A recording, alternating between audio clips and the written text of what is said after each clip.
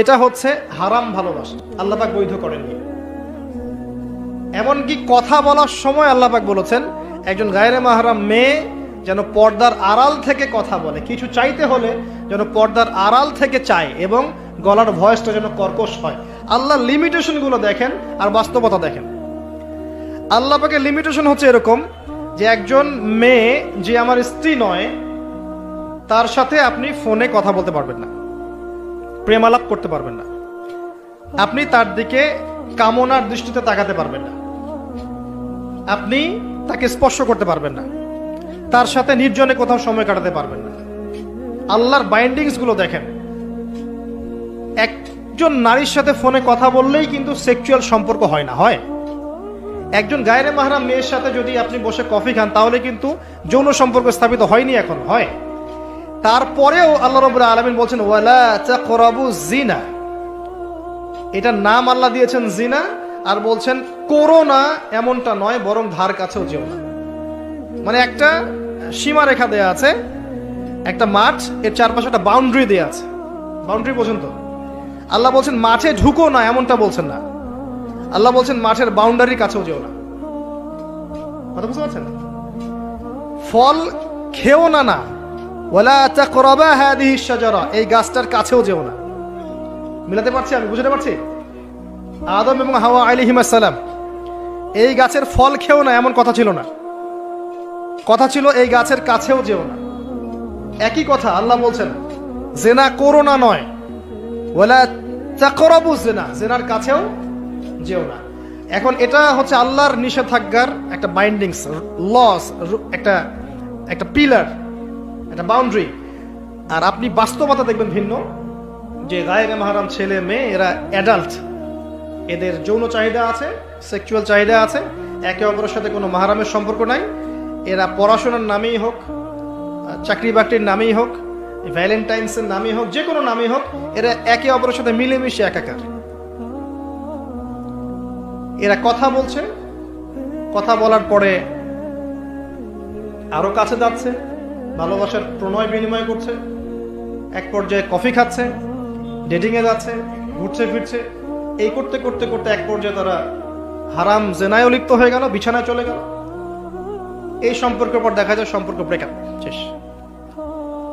এবং এই ঘটনাগুলোর নাম দিচ্ছি আমরা কাছে আসার গল্প। কার কাছে?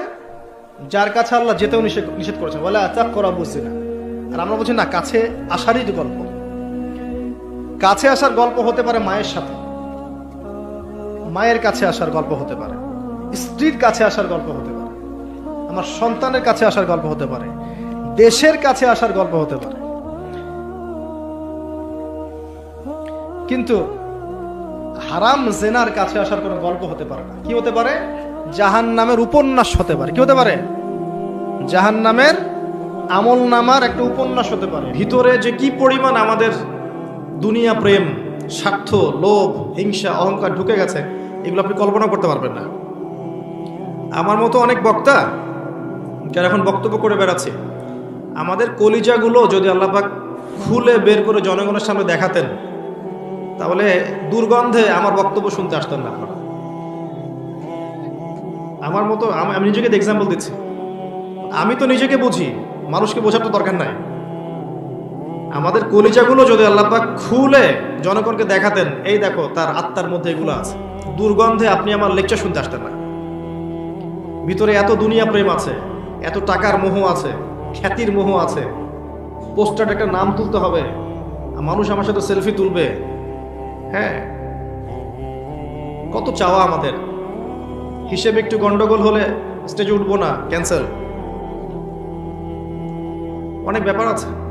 আমি সব বলতে চাচ্ছি না, হয়তো শুনতে ভালো লাগবে না অনেকের, তবে আমি খুব ব্যথিত এই অবস্থাগুলো দেখে, যে এই হয়তোবা এই কারণেই, আমাদের হুলুসিয়াত না থাকার কারণেই হয়তোবা আমাদের হাতে কোরআন সুন্নাহ থাকার পরেও আমরা কোরআন সুন্নাহকে দিয়ে বিশ্বকে চ্যালেঞ্জ করতে পারিনি আজ পর্যন্ত, হুলুসিয়াতের অভাবে। আবার সবসময় জনগণও যে সুবিধার তা নয়, অনেক সময় দেখা যায় জনগণও মাশাআল্লাহ মাহফিল অ্যারেঞ্জ করছেন কোনো কিছুর উদ্যোগে, হিউজ অ্যামাউন্ট অফ টাকা কালেকশন করেছে, বড় একজন বক্তাকে ডাক দিল, ডাক দিয়ে বক্তাকে সামান্য কিছু গাড়ি ভাড়া দিয়ে বিদায় করে বাকিটাকে আত্মসাৎ করে শেষ করে ফেলবে। এমনও ঘটনা আছে। আবার দেখা যাচ্ছে একজন বক্তা আরেকজনকে ঠিক করবে, মানে আমি এগুলো জানতাম না, বুঝতাম না, এখন বুঝতে শিখছি। একজন বক্তা আরেকজনকে ঠিক করবে, প্রথম বক্তা জানে না যে দ্বিতীয় বক্তাটাকে ঠিক করেছে। দ্বিতীয় বক্তা কমিটির কাছ থেকে নিয়েছে 50 আর প্রথম বক্তাকে বুঝিয়ে দিয়েছে 30, বাকি 20 তার পকেটে। আপনারা জানেন না যে কি হচ্ছে আসলে। ইসলাম নিয়ে আমরা যা করছি এটা হয়তো আল্লাহ পাকের গজব যে কোরআন সুন্নাহ হাতে আছে, আমরা তারপরেও শোষিত, আমরা শাসকের আসলে নই, আমরা কোরআন সুন্নাহ থাকার পরেও দাসত্বের মধ্যে আছে। আল্লাহর গজব এটা আমি মনে করি। খুলুসিয়ত নিয়ে আসেন, আল্লাহর জন্যে কাজ করেন, আল্লাহর জন্যে মানুষকে বলেন, আল্লাহর জন্যে আল্লাহর পথে সময় দেন, সৎ কাজের আদেশ করেন, অসৎ কাজে নিষেধ করেন। এবং আল্লাহ যখন কবুল করবেন কাউকে, আল্লাহ পাক তার জন্যে মানুষের অন্তরে ভালোবাসা সৃষ্টি করে দেবেন ইনশাআল্লাহ। দুনিয়ার স্বার্থের জন্য নয়, পলিটিক্যাল পাওয়ার অ্যাচিভ করার জন্য নয়, বড় ধর্মীয় নেতা হব, আমার পিছনে সবাই হাত পাখা দিয়ে বাতাস করবে, এই ধরনের লৌকিকতার জন্য নয়, আল্লাহর জন্য কাজ করেন, আল্লাহ আপনাকে বড় করে দেবেন ইনশাআল্লাহ। সমালোচকরা, বিরোধিতাকারীরা, বিতর্কিত করতে যাবে যারা, এরা ধুলোয় উড়ে যাবে ইনশাআল্লাহ। আমাদের সংশোধনের দরকার। অন্যর দিকে আঙ্গুল তোলার সময় না এখন, আগে নিজের ঘরগুলো পরিষ্কার করেন, সঠিক সিলেবাসে পড়াশোনা করেন, জানা অনুযায়ী আমল করেন, আল্লাহর ওয়াস্তে তাসকিয়া, আত্মশুদ্ধি অর্জন করেন, মনের মধ্যে হিংসা, ঘৃণা, গীবত, তহমত, সমালোচনা, অহংকারের সংস্কৃতি বাদ দিয়ে দেন, মনটাকে পবিত্র করেন। কদ আফলাহা মান যাক্কাহা ওয়া কদ খাবা মান দাসাহা। কি করলে মন পবিত্র হবে? পরকালের ফিকির করেন, কবরের ফিকির করেন, আল্লাহ পাকের সামনে দাঁড়াতে হবে, এই চিন্তায় দিনরাত পার করেন, মন পবিত্র হবে, নরম হবে ইনশাআল্লাহ। বেশি থেকে বেশি আল্লাহর এই কিতাবটা তেলাওয়াত করেন, মনটা নরম হবে ইনশাআল্লাহ। বেশি থেকে বেশি আল্লাহর জিকির করেন, মন নরম হবে ইনশাআল্লাহ। একটু কম খান, হুজুরদের খাওয়া দেখলে তো মাথা খারাপ। একটু কম খান, একটু কম ঘুমান, কম স্ত্রী সহবাস করেন, মানুষের সাথে কম কথা বলেন, শান্ত থাকার অভ্যাস করেন, দেখবেন আল্লাহর পক্ষ থেকে কলবের মধ্যে নূর আসবে ইনশাআল্লাহ। ইবনুল কাইয়্যিম রাহিমাহুল্লাহ বলেছেন, কিছু কিছু কাজ আছে হালাল, তারপরেও এই কাজগুলোর অতিরিক্ততা মনের মধ্যে নূর নষ্ট করে দেয়। যদি আপনি খুব বেশি কথা বলতে থাকেন, মনের নূর নষ্ট হয়ে যাবে। খেয়াল করে দেখবেন, খুব বেশি আপনি মানুষের সাথে মেলামেশা করেন, মনটা শক্ত হয়ে যাবে। খুব বেশি স্ত্রী সহবাস করেন, মনটা শক্ত হয়ে যাবে। খুব বেশি আপনি খাওয়া দাওয়া করেন, খুব বেশি ঘুমান, মন নষ্ট হয়ে যাবে। একটু কম খান, একটু কম ঘুমান, একটু কম কথা বলেন, মানুষের সাথে কম মিশেন। উম্মার জন্য, দেশের জন্য, এই আমাদের জাতির জন্য কল্যাণকর হবে এমন কিছু চিন্তা করতে শিখেন। আর চিন্তা করতে হলে আপনাকে ফারেক হতে হবে। এই স্মার্টফোন, ইউটিউব, ফেসবুকে ব্যস্ত হয়ে থাকলে চিন্তা করার সময় কোথায় আমাদের এখন? ঢাকার লাইফ দেখেন না, সকাল থেকে রাত পর্যন্ত খালি ছোটা আর ছোটা, ছোটা আর ছোটা। একটা সেকেন্ড সময় নাই চিন্তা করার যে আমি কোথায় ছুটছি, আমি আসলে ছুটছি কিসের পিছনে, এটা চিন্তা করার সময়টুকু রাখা হয় নাই। সকাল থেকে রাত পর্যন্ত ছুটছেন আর ছুটছেন, ছুটছেন আর ছুটছেন। মাঝে মাঝে ফ্লাইওভার উপরে উঠবেন, উঠে দাঁড়ায় দেখবেন মানুষের ছোটাছুটি। মানুষ আসলে জানেও না মানুষ কার পিছনে ছুটছে। আর আলটিমেট রেজাল্টটা কি? আলটিমেট রেজাল্ট হচ্ছে মৌত, মৃত্যু অপেক্ষা করছে সামনে। ছুটছে ছুটছে ছুটছে, মৌত, মালাকুল মৌত অপেক্ষা করছে, শেষ, দি এন্ড। আর মৌতের সবচেয়ে ভয়াবহ বিষয়টা হচ্ছে যে মৃত্যুর পর আর ফিরে আসার সুযোগ নাই। এটা সবচেয়ে ভয়ঙ্কর বিষয়। তো আত্মশুদ্ধির ব্যাপারটা বলছিলাম, এই কাজগুলো করলে আত্মশুদ্ধি অর্জন হবে ইনশাআল্লাহ। আল্লাহর নূর তখন কলবের মধ্যে নাজিল হবে, তখন ইনশাআল্লাহ আপনি আল্লাহর চোখ দিয়ে দেখবেন, আল্লাহর কান দিয়ে শুনবেন ইনশাআল্লাহ। তখন আপনি এমন কিছু দেখবেন, এমন কিছু শুনবেন যেটা 8-10 জন শুনছে না এবং দেখতে পারছে না। একটা আয়াত খালি বলবো এখানে, আল্লাহ পাক সূরাতুল আ'রাফ এর 179 নম্বর আয়াতে বলেছেন, আউযু বিল্লাহি মিনাশ শাইতানির রাজীম, ওয়া লাকাদ, listen to me very carefully, ওয়া লাকাদ যারা'না লিজাহান্নামা কাসীরাম মিনাল জিন্নি ওয়াল ইনস। আমি প্রচুর সংখ্যক মানুষ এবং জিনকে জাহান্নামের জন্য সৃষ্টি করেছি। কত সংখ্যক? প্রত্যেক 1000-এ 999 জন মানুষ জাহান্নামে যাবে। সহিহ বুখারীর হাদিস 4 বার এসেছে, প্রত্যেক 1000-এ 999 জন মানুষ জাহান্নামে যাবে। এবং জাহান্নাম উদ্বোধন করা হবে যে 3 জন মানুষকে দিয়ে, তার মধ্যে একজন আছে আলেম, একজন আছে শহীদ, একজন আছে দানবীর। তোমাকে পৃথিবীতে সম্পদ দিয়েছিলাম, স্ত্রী দিয়েছিলাম, খ্যাতি দিয়েছিলাম, নিয়ামত দিয়েছিলাম, কি করেছো? আল্লাহ অনেক বড় আলেম হয়েছিলাম, কারি হয়েছিলাম, হাফেজ হয়েছিলাম, বক্তা হয়েছিলাম, তোমার দিনের বড় খেদমত করেছি। আল্লাহ বলবেন কাযিবত, মিথ্যা কথা বলছো। তুমি এই কারণে এগুলো করেছিলে যাতে মানুষ তোমাকে বড় বক্তা বলে, বড় আলেম বলে, বড় হাফেজ, বড় কারি বলে। যাও জাহান্নামে, তাকে জাহান্নামে নিয়ে যাওয়া হবে। আবার জাহান্নামে এক শ্রেণীর আলেম ঘুরতেও থাকবে, বক্তা ঘুরতেও থাকবে, এবং তাদের যে নাড়ি ভুঁড়ি আছে, এই নাড়ি ভুঁড়িটা বের হয়ে যাবে, নাউযুবিল্লাহ। নাড়ি ভুঁড়ির চারদিকে ঘুরতে থাকবে। জনগণ এসে বলবে, অন্য জাহান্নামীর এসে বলবে, আলাস্তা কুনতা তা'মুরুনা বিল মা'রুফ ওয়া তানহাউনা আনিল মুনকার।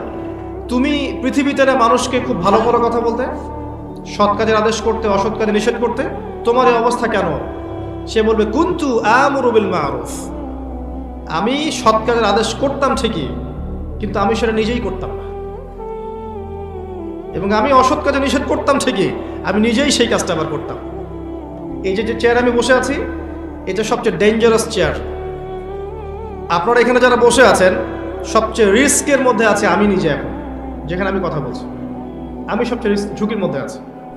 যা বলছি আমি যদি করতে না পারি, নাউযুবিল্লাহ, ওই পরিণতি বরণ করতে হতে পারে। জাহান্নাম উদ্বোধন করা হবে এই মানুষদেরকে দিয়ে। আরেকটা হাদিসে পড়েছে, ফয়জুল কালাম বইয়ের মধ্যে আছে, যে এক শ্রেণীর মানুষের আযাবের ফলে এত দুর্গন্ধ ছড়াবে, জাহান্নামীর এসে বলবে যে আগে তো যথেষ্ট আযাবে ছিলাম আমরা, তোমার কি পাপ করেছো তুমি? হে, তোমার পাপের কারণে এত দুর্গন্ধ জাহান্নামের মধ্যে। তখন সে বলবে, আমি জ্ঞান অর্জন করেছিলাম। কি করেছিলাম? আমি জ্ঞান অর্জন করেছিলাম, দ্বীনের জ্ঞান অর্জন করেছিলাম, কিন্তু এই জ্ঞান আমাকে উপকৃত করতে পারেনি, আমি জ্ঞান অনুযায়ী আমল করতে পারি নাই। নাউযুবিল্লাহ, ডেঞ্জারাস ব্যাপার। তাই আলেমদের, বক্তাদের, উস্তাদদের, স্কলারদের সর্বোচ্চ সতর্কতা অবলম্বন করতে হবে। তারা হবে পরকালের বান্দা, দুনিয়ার বান্দা নয়। এখন শেষ জামানা চলছে, এই জামানায় দেখবেন বক্তার সংখ্যা বাড়বে, আলেমের সংখ্যা কমতে থাকবে, ট্রু স্কলারের সংখ্যা কমতে থাকবে, এবং মানুষ জাহেলদেরকে আলেম মনে করবে এবং তাদের কাছে ফতোয়া জিজ্ঞাসা করবে। তারা নিজেরাও বিভ্রান্ত হবে, অন্যকে বিভ্রান্ত করবে। উদ্বোধন করা হবে জাহান্নামে ভাবে। আরেকজনকে উদ্বোধন করা হবে শহীদ। কি করেছো? জীবন দিয়ে দিয়েছে আল্লাহ। ওই যে আইসিস আছে না, আমেরিকার, ন্যাটো এবং মিডল ইস্টের টাকা খাওয়া মুসলিম রাষ্ট্রগুলোর মধ্যে ফাসাদ সৃষ্টি করে বেড়ায়, জিহাদের নামে জঙ্গিবাদ ছড়িয়েছে। আমি শহীদ হয়েছিলাম। আল্লাহ বলবেন, তুমি এই কারণে যুদ্ধে গিয়েছো যে মানুষ তোমাকে বড় বীর বলবে, যাও জাহান্নামে। এটা হলো একটা পরিণতি। একটা দানবীর, কি করেছো? আমি প্রচুর টাকা পয়সা দান করেছি, মসজিদের জন্য, মাদ্রাসার জন্য, মক্তবের জন্য, সমাজ কল্যাণ, প্রচুর টাকা দান করেছি, প্রচুর টাকা দান করেছি। আল্লাহ বলবেন, তুমি এই কারণে দান করেছিলে যাতে মানুষ তোমাকে বড় দানবীর বলে, তুমি আমাকে সন্তুষ্ট করার জন্য কাজগুলো করা নাই। তাহলে একটা হাদিস থেকে খেয়াল করেন, এই হাদিসটার রাবি হচ্ছেন আবু হুরায়রা রাদিয়াল্লাহু তাআলা আনহু। মনে থাকবে, এই হাদিসের রাবি আবু হুরায়রা রাদিয়াল্লাহু আনহু যখন এই হাদিস বর্ণনা করতেন তখন অজ্ঞান হয়ে পড়ে যেতেন, আমি দিব্যি বলে গেলাম, আমার কোনো ফিলিংস আসলো না। কিন্তু তো খুলুসিয়াত, নিয়াত খুব ইম্পর্টেন্ট জিনিস। কোন নিয়াতে আমি কি কাজ করছি, এই চেয়ারে বসে কি নিয়াতে আমি দিনের কাজ করছি। নিয়াত যদি বিশুদ্ধ না থাকে, কোশ্চিনকাল আমল কবুল হবে না। দুনিয়াতে আপনি আমাকে বড় বক্তা বলতে পারেন, আলেম বলতে পারেন, স্কলার বলতে পারেন, নেতা বলতে পারেন, আমার খুলুসিয়াত আল্লাহ জানতেন আমি কি নিয়াতে কোন কাজ করেছি। এই নিয়াত আল্লাহর কাছে কবুলিয়াত না পায়, দুনিয়াতে আমি ফ্ল্যাট কিনি আর জমি কিনি আর কি করি, পরকালে জাহান্নাম ছাড়া আমার কোনো গতি নেই। কথা বুঝতে পারছেন? তাজকিয়ার কথা বলতে গিয়ে কথাগুলো আসলো। আত্মশুদ্ধি অর্জন করতে হবে, কনস্ট্রাকটিভ সিলেবাসে পড়তে হবে, জানা অনুযায়ী আমল করার চেষ্টা করতে হবে, এবং জানা অনুযায়ী আমল করার সবচেয়ে বেস্ট অপশন হচ্ছে রাসূলুল্লাহ সাল্লাল্লাহু আলাইহি ওয়াসাল্লামের সুন্নাহ মাফিক জীবনযাপন করা। 24 ঘন্টার সুন্নাহগুলো ফলো করেন, জানা অনুযায়ী আমল হয়ে যাবে ইনশাআল্লাহ। এবং তাজকিয়া, আত্মশুদ্ধি অর্জন করেন, তাহলে আল্লাহর নূর আপনার কলবে আসবে, আপনি আল্লাহর নূর দিয়ে দেখবেন। ওই আয়াতটা বলছিলাম যে আমি প্রচুর সংখ্যক জিন আর মানুষকে জাহান্নামের জন্য সৃষ্টি করেছি, 1999 জন। তাদের অপরাধটা কি? আল্লাহ বলেছেন এই আয়াতের মধ্যে, লাহুম কুলুবুন লা ইয়াফকাহুনা বিহা। অপরাধ হচ্ছে তাদের হৃদয়ে ছিল, উপলব্ধি করতো না। এক নম্বর অপরাধ, হৃদয় ছিল, উপলব্ধি করতো না। ওয়ালাহুম আযানুন লা ইয়াসমাউনা বিহা। কান দিয়েছিলাম, শুনতো না। কান দিয়েছিলাম, শুনতো না। ওয়ালাহুম আ'য়ুনুন লা ইউবসিরুনা বিহা। চোখ দিয়েছিলাম, দেখতো না। উলাইকা কাল আনআম। এরা হচ্ছে গবাদি পশুর মতো। বাল হুম আদল। বরং তার চাইতেও তারা নিকৃষ্ট। ওয়া উলাইকা হুমুল গাফিলুন। এরা হচ্ছে গাফেল সম্প্রদায়। এই আয়াতে আপনি দেখছেন জাহান্নামে যাওয়ার কয়েকটা কারণ আল্লাহ বলছেন। কলব দিয়েছিলাম, উপলব্ধি করতো না। আমরা কি আসলে মন দিয়ে উপলব্ধি করি? চিন্তা করি কোন বিষয়গুলোকে নিয়ে, কোরআনের আয়াত নিয়ে, হাদিস নিয়ে চিন্তা করি, ফিকির করি, গবেষণা করি? চিন্তা করেছেন কখনো? আচ্ছা, একটা আয়াত দেই চিন্তা করার জন্য, একটু চিন্তা করবেন। চিন্তা করবেন কেমন? সূরা কাহফ পড়েছেন? সূরা কাহফে আসহাবুল কাহফ কত বছর ঘুমিয়েছিলেন? 309 বছর। ঘুমানোর সময় তাদের পকেটের মধ্যে কিছু পয়সা ছিল। কি ছিল? পয়সা ছিল। তারা একটা সমাজে বসবাস করতেন, আল্লাহদ্রোহী সমাজ। সেখান থেকে তারা চলে গেছেন। চলে গিয়ে অন্য কোথাও যাচ্ছিলেন, রাস্তায় গুহায় আশ্রয় নিয়েছেন। আল্লাহ পাক ঘুম পাড়িয়ে রেখেছেন 309 বছর। তারপর উঠালেন। ওঠার পরে তাদের বক্তব্য ছিল যে কেম লাবিসতুম, তোমরা কতদিন ঘুমিয়েছো? একজন বলছে লাবিসনা ইয়াওমান আও বা'দা ইয়াওম, একদিন ঘুমিয়েছি বা একদিনের কিছু অংশ। রব্বুকুম আ'লামু বিমা লাবিসতুম, আচ্ছা আল্লাহ ভালো জানেন কতদিন ঘুমিয়েছো। আচ্ছা, এই পয়সাগুলো নিয়ে বাজারে যাও। একজন বলছে, ওই 9 জন 10 জনের একজন বলছে এই পয়সাগুলোকে নিয়ে বাজারে যাও। ফালিয়ানজুর আইয়ুহা আসকা তুআমা, খেয়াল করে দেখবে কোন খাবারটা উত্তম পবিত্র খাবার, সেই খাবারটা নিয়ে আসবে। মানে ক্ষুধার্ত তারা, ঘুম থেকে উঠেই ক্ষুধার্ত। লাবিসনা ইয়াওমান আও বা'দা ইয়াওম রব্বুকুম আ'লামু বিমা লাবিসতুম ফাবআসু ইলা আহাদাকুম ইলা ওয়ারিকিকুম হাদিহি ইলাল মাদিনা ফালিয়ানজুর আইয়ুহা আসকা তুআমা। এই পয়সাগুলোকে দিয়ে একজনকে পাঠাও, মদিনা মানে এই শহরে যাবে, গিয়ে দোকান থেকে খাবার নিয়ে আসবে। আপনাকে চিন্তা করার জন্য একটা বলছি, শোনেন। 309 বছর ঘুম থেকে ওঠার পরে পকেটে হাত দিয়ে কিছু পয়সা বের করে দিলেন, দিয়ে বললেন যে এই পয়সাগুলোকে নিয়ে বাজারে গিয়ে খাবার নিয়ে আসো। কি চিন্তা করবেন? 309 বছর ঘুমানোর পর তাদের পয়সার মানটা কমে যায় নাই। কথা কি বুঝলেন না? মাথার উপর দিয়ে গেল। 309 বছর ঘুম থেকে ওঠার পরে যে পয়সা নিয়ে ঘুমিয়েছিলেন সেই পয়সা দিয়েই তিনি বাজারে পাঠাচ্ছেন খাবার নিয়ে আসো। 309 বছর পর তাদের মুদ্রার মান কমে যায়নি। তাহলে তাদের মুদ্রা কিসের ছিল? কাগজের? হয় গোল্ড দিনার অথবা সিলভার দিরহাম, কিছু একটা হবে।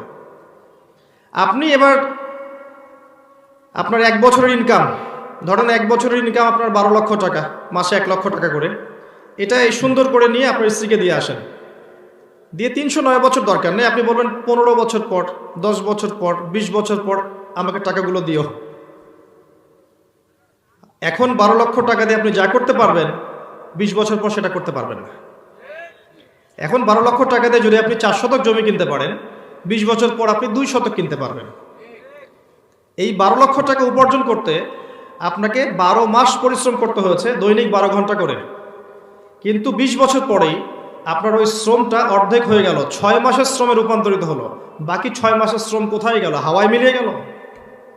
কোথায় গেল? কিন্তু যদি আপনার স্যালারি হতো এমন কোনো বিষয় দিয়ে, যেটা প্রেশিয়াস সাস্টেইনেবল সম্পদ, অথবা যার ইন্ট্রেন্সিক অন্তর্নিহিত কোনো মান আছে, ভ্যালু আছে, আসহাবুল কাহফের মুদ্রার মতো, তাহলে 300 বছর পরেও আপনার টাকার মান কমতো না।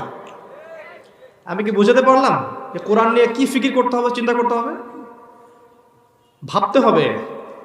লাহুম কুলুবুন লা ইয়াফকাহুনা বিহা, কলব দিয়েছিলাম, উপলব্ধি করেনি, জাহান্নামে যাওয়ার কারণ। কান দিয়েছিলাম, শোনেনি। কোন কান? বাইরের কানে তো আপনি সব শুনছেন, শুনছেন না? ভিতরের কান, কলবের কান ছিল না। আ'য়ুনুন লা ইউবসিরুনা বিহা, চোখ দিয়েছিলাম, দেখেনি। কোন চোখ? বাইরের চোখে দেখেন না আপনি? বাইরের চোখে দেখছেন না প্রগতি, উন্নতি, অগ্রগতি দেখছেন না? ভিতরের চোখ দিয়ে দেখলে দেখবেন সামনে হচ্ছে পতনের সময়। কিসের পতন? চতুর্দিক থেকে দেখবেন যে মুসলিমদের উপর নির্যাতন বাড়তে থাকবে, নিপীড়ন বাড়তে থাকবে, ওয়ার্ল্ড আরো রুল করবে ইসলামের বিরোধী পরাশক্তিগুলো। ঠিক ওই মুহূর্তে আল্লাহ রাব্বুল আলামিন মুসলিমদের একজন নেতা বের করবেন, নবী সাল্লাল্লাহু আলাইহি ওয়াসাল্লামের বংশধর থেকে আল মাহদি ইমার্জ করবে। ঈসা ইবনে মারিয়াম আসবেন ওই জেরুজালেম থেকেই, সারা ওয়ার্ল্ডে তিনি খিলাফা কায়েম করবেন ইনশাআল্লাহ। এটা আসবে সামনে। তার আগ পর্যন্ত মুসলিমদের সামনে একটা কঠিন সময় আছে। ওয়ার্ল্ড অ্যাফেয়ার্স পড়লে বুঝবেন ওয়ার্ল্ডের কয়েকটা পয়েন্ট রেডি, যে কোনো মুহূর্তে সারা ওয়ার্ল্ডে একটা পারমাণবিক যুদ্ধ হয়ে যেতে পারে যে কোনো সময়। এই যে নতুন ইস্যু সৃষ্টি হয়েছে, এই যে ন্যাটো ইউক্রেনকে উস্কে দিয়েছে রাশিয়ার বিরুদ্ধে, দেখেছেন খবর? এটা একটা ইস্যু হতে পারে, নিউক্লিয়ার ওয়ারের ইস্যু রেডি অনেকগুলো। সিরিয়া একটা ইস্যু, প্যালেস্টাইন একটা ইস্যু, এই যে উত্তর কোরিয়া আমেরিকা একটা ইস্যু, রাশিয়া চায়না একটা ইস্যু, রাশিয়া এবং চায়না, এইদিকে আমেরিকা ব্রিটেন নেটো, এর একটা ইস্যু। যে কোনো সময় ওয়ার্ল্ড একটা ভয়ঙ্কর জায়গার মতো দাঁড়িয়ে আছে। আর একবার এগুলো হলে ওয়ার্ল্ড আর আগের ওয়ার্ল্ডের মতো থাকবে না, এই বিশ্ব আর আগের বিশ্বের মতো থাকবে না। যাই হোক, আল্লাহ পাক বলেছেন মনের কান দিয়ে শুনতে, মনের চোখ দিয়ে দেখতে এবং কলবকে উজ্জীবিত করতে। কখন হবে? যখন নূর আসবে। আর নূর কখন আসবে? যখন কলবের মধ্যে সমস্ত রিপু, খারাপ রিপুগুলো দূর করে ফেলবেন। বেশি বেশি সালাত পড়বেন, তাহাজ্জুদ গোজার হবেন, জিকির করবেন, তিলাওয়াত করবেন, অন্যের হিতাকাঙ্ক্ষী হবেন, সমাজ দেশ রাষ্ট্রের ভালো চাবেন, কারো প্রতি হিংসা বিদ্বেষ গীবত তহমত অহংকার রাখবেন না। কলবে নূর আসবে ইনশাআল্লাহ, তার আগ পর্যন্ত আসবে না। আর বিশ্বাস করেন, যার হৃদয়ে যত বেশি নূর আছে তার কবর তত আলোকিত হবে ইনশাআল্লাহ। যার কলবে যত বেশি নূর আছে, পুলসিরাত পার হওয়ার সময় তার ডান দিকে এবং সামনে আলো থাকবে ইনশাআল্লাহ। সূরা হাদিদ পড়ে দেখেন, এখানে এগুলো বলা আছে। এবার আসেন, আমি যে কথাটা বলছিলাম যে আপনাকে পুরো পরিস্থিতি বুঝতে হলে মূসা এবং খিজির আলাইহিস সালামের এই গল্পের খিজির আলাইহিস সালাম হতে হবে। ওই গল্প থেকে শুরু করেছিলাম। মূসা আলাইহিস সালাম কি বলেছিলেন? আমি সবচেয়ে জ্ঞানী মানুষ, মনে আছে? আল্লাহ পাক এটা ধরলেন, আল্লাহ ধরে বললেন, হে মূসা, তুমি পৃথিবীর সবচেয়ে জ্ঞানী মানুষ নও। আমার অমুক বান্দা আছে যাকে তুমি দুই সাগরের মিলনস্থলে পাবে, মাজমাউল বাহরাইন, দুই সাগর যেখানে মিলে গেছে এই জায়গায় আমার বান্দাকে তুমি পাবে। এই বান্দার নাম হচ্ছে খিজির বা শ্যামল। কি নাম? খিজির। এর বাংলা অর্থ হচ্ছে শ্যামল। অনেক নন মুসলিমের নাম আছে না, শ্যামল দত্ত, শ্যামল, সবুজ। হাদিসের কিতাবে এসেছে যে উনি যেখানে বসতেন সেই জায়গাটা শ্যামল হয়ে যেত, সবুজ হয়ে যেত। এবং তাকে আল্লাহ পাক বলেছেন যে তিনি হচ্ছেন পৃথিবীর সবচেয়ে জ্ঞানী মানুষ। নবী মূসা আলাইহিস সালাম তার কাছে গেলেন। আমি ঘটনাটা সংক্ষিপ্ত করলাম, বড়টা বলার সময় পাবো না আমি। তিনি তার কাছে গিয়ে বললেন যে আমি শুনেছি যে আপনি পৃথিবীর সবচেয়ে জ্ঞানী মানুষ, আমি কি আপনার সঙ্গী হতে পারি? জ্ঞান শেখার জন্য আমি কি আপনার সঙ্গী হতে পারি? এবার খিদর আলাইহিস সালাম বলছেন, ইন্নাকা লান তাসতাতি মা'আ সাবরা, তুমি আমার সাথে সবর করতে পারবে না, তুমি আমার সাথে ধৈর্য ধরতে পারবে না। কি টিচার! আমরা স্টুডেন্টরা আসলে কি বলি? ঠিক আছে, ভর্তি হও, এটা করো, ওটা করো। তিনি বললেন, তুমি তো আমার সাথে ধৈর্যই ধরতে পারবে না। এই গল্পের শেষের দিকে তাকালে দেখবেন মূসা আলাইহিস সালাম সত্যিই ধৈর্য ধরতে পারেন নাই। বারবার প্রশ্ন করছিলেন, এটা কেন, ওটা কেন, ওটা কেন, তাই না? কখনো পড়েছেন? কে কে সূরা কাহফ পড়েছেন? হাত তোলেন। বাকিদেরকে দাজ্জাল বাঁচাতে বাকিরা তো দাজ্জাল থেকে বাঁচতে পারবে না, হাত নামান। নবীজি কি বলেছেন? সূরা কাহফ সেই সূরা যে সূরা আপনাকে মাসিহুদ দাজ্জালের মতো ভয়ঙ্কর ফিতনা থেকে বাঁচাবে। আজ পর্যন্ত পড়েন নাই, বাঁচবেন কিভাবে? তো খিদর আলাইহিস সালাম সঙ্গে নিলেন মূসা আলাইহিস সালামকে। এবার যাত্রা হচ্ছে, ফানতালাকা, তারা হাঁটছেন। নৌকায় উঠলেন নদী পার হওয়ার জন্যে। বিনা পারিশ্রমিকে নদী পার করালো মাঝি, কিন্তু নৌকায় খিদর আলাইহিস সালাম ফুটা করে দিলেন। এবার মূসা আলাইহিস সালাম জিজ্ঞাসা করলেন যে লাকাদ, আপনি কি করলেন? যারা আমাদেরকে বিনা পারিশ্রমিকে নদী পার করালো, আপনি ওদের নৌকা ফুটা করে দিলেন?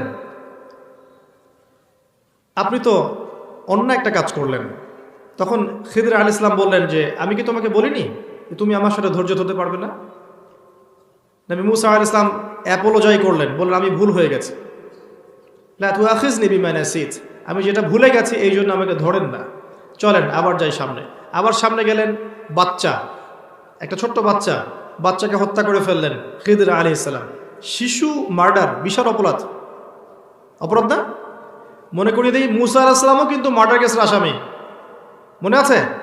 ওই যে বনু ইসরাইল একটা ঘুষি দিয়ে মেরে ফেলেছিলেন না, উনি মারতে চাননি, মরে গেছেন। যাই হোক, মুসা আলাইহিস সালামের গায়ে অনেক শক্তি ছিল, প্রচণ্ড শক্তিশালী ছিলেন তিনি, এবং অনেক ব্যক্তিত্বপরায়ণ ছিলেন, খুবই ব্যক্তিত্বপরায়ণ ছিলেন।